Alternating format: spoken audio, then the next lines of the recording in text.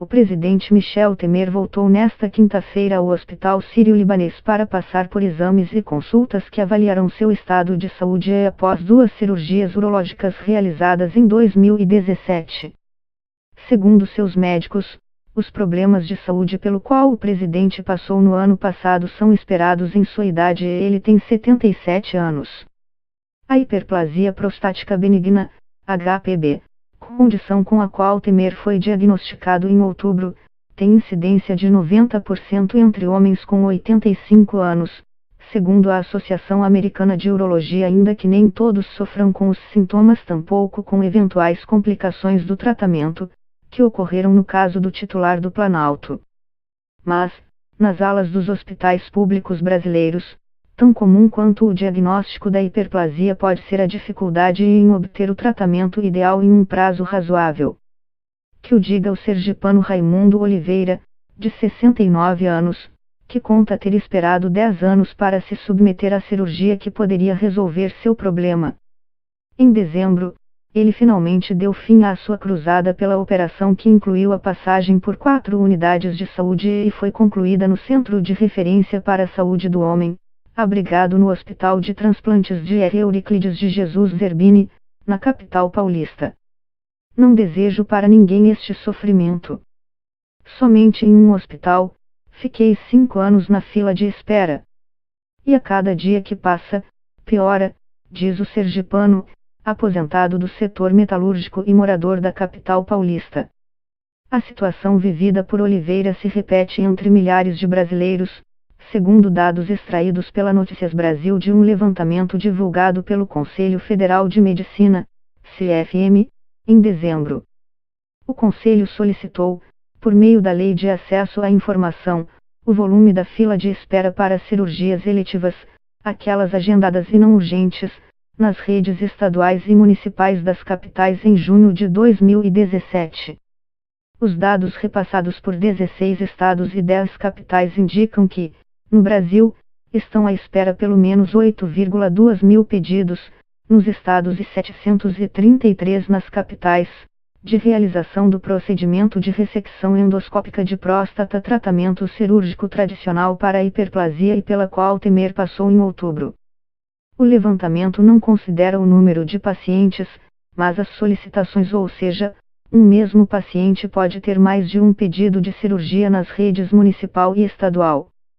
Ricardo Vita, chefe do Departamento de HPB da Sociedade Brasileira de Urologia, alerta que a realidade é muito mais grave do que a indicadas pelos números, uma vez que há subnotificação e descentralização nos dados sobre o que acontece nas unidades de saúde do país. E, segundo ele, a doença poderia ser controlável. Mas, sem o tratamento adequado, pode levar a problemas de saúde muito mais graves. A hiperplasia prostática benigna, HPB, leva a um aumento benigno, sem células cancerígenas, da próstata que passa a obstruir a uretra. Assim, o homem pode ter, entre outros sintomas, dificuldade para urinar e infecções. A minoria vai para tratamento cirúrgico. Entre as alternativas iniciais, estão modificações comportamentais, como regulação na ingestão de líquidos, e o tratamento com medicamentos. Na outra ponta, em casos mais graves, a bexiga pode enrijecer e o quadro chegar à insuficiência renal, aponta Vita, destacando que a hiperplasia, ainda que tratada, é uma condição permanente. Foi o que aconteceu com Raimundo Oliveira, o aumento de sua próstata foi tal que passou a afetar a bexiga e o rim, tornando sua cirurgia, indicada inicialmente há uma década, uma emergência.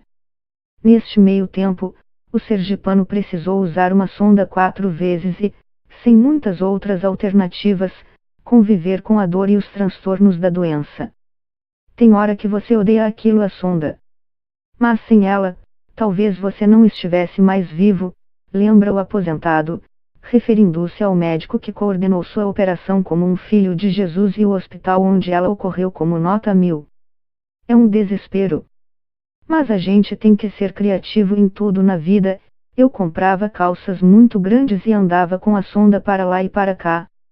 Oliveira relata também dificuldade no acesso às sondas. Ele diz ter testemunhado outros pacientes que acabam ficando com elas por muito mais tempo do que o indicado e ter vivido na pele as dificuldades burocráticas para colocar e retirar, na rede pública, o dispositivo.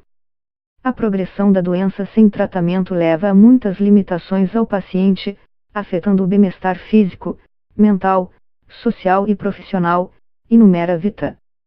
No último dia 30, Michel Temer retirou uma sonda que foi utilizada por pouco mais de 2 semanas.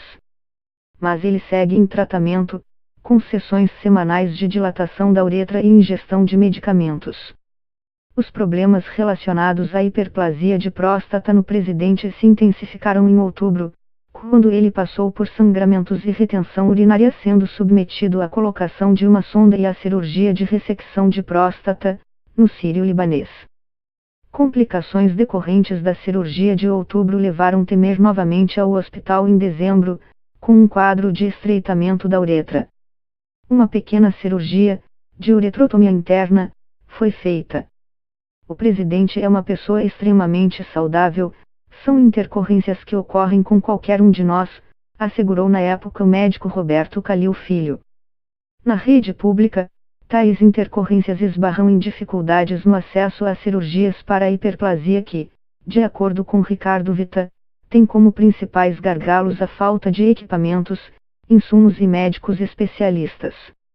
O levantamento realizado pelo Conselho Federal de Medicina, porém, mostra que a fila de espera por 904 mil cirurgias eletivas no país está concentrada em apenas 5 tipos de procedimentos: catarata, correção de hérnia, retirada da vesícula, varizes, e de amidalas ou adenoide. Para o tratamento da hiperplasia de próstata,